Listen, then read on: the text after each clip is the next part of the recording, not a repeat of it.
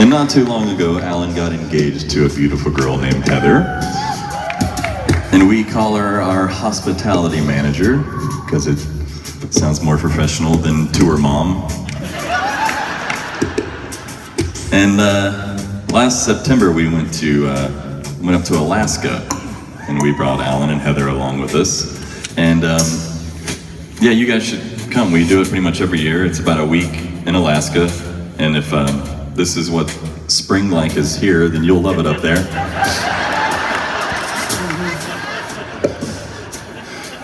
But last year we were in Alaska, and my girlfriend and I were sharing a cabin with Alan and Heather. And one night after a show, Alan and Heather beat us back to the cabin.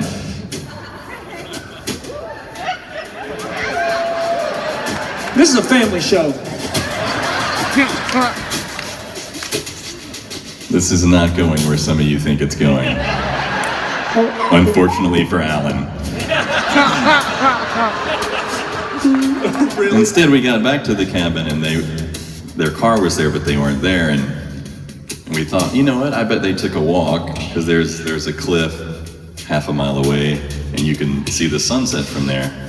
We thought, I bet you they took a walk to the cliff, which I realized was a wonderful opportunity to scare the crap out of them. Now we gotta back up a little bit, because the entire time we were in Alaska, Heather was on edge about potential wildlife encounters. She didn't want to encounter any. I should also mention that Heather's from about 45 minutes from here in Nebraska.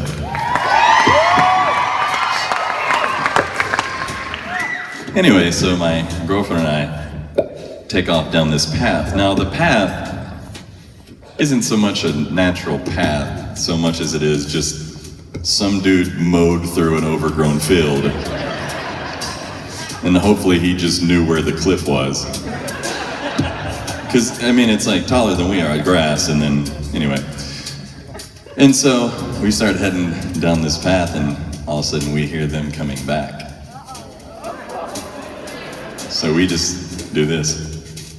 And all of a sudden we're completely hidden in giant weeds. Well, what happened next really exceeded my expectations. I didn't even get to jump out at Heather because she heard me rustling in the overgrowth. And so I hear their footsteps, and I leap into the growth, and then just silence. And I'm listening, and they're listening, and no one's moving.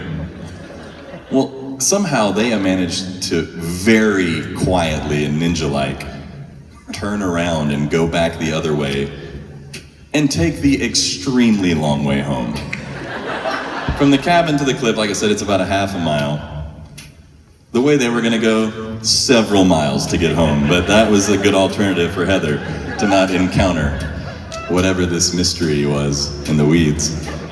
So I finally peek out. They're nowhere to be found. I mean, it's like 30 seconds, and like they're out of sight.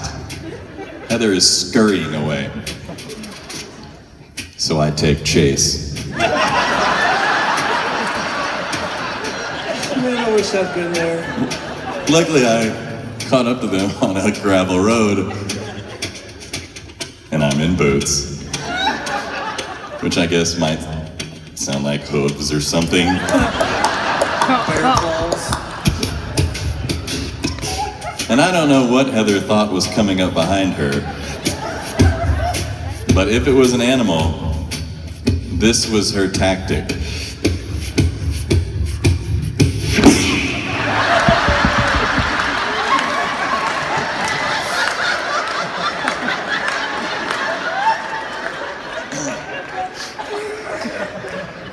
Now, I don't know if karate works on wildlife in Alaska, but it was very effective on me. I was way too busy laughing to do anything at that point. Y'all give it up for Heather, everybody.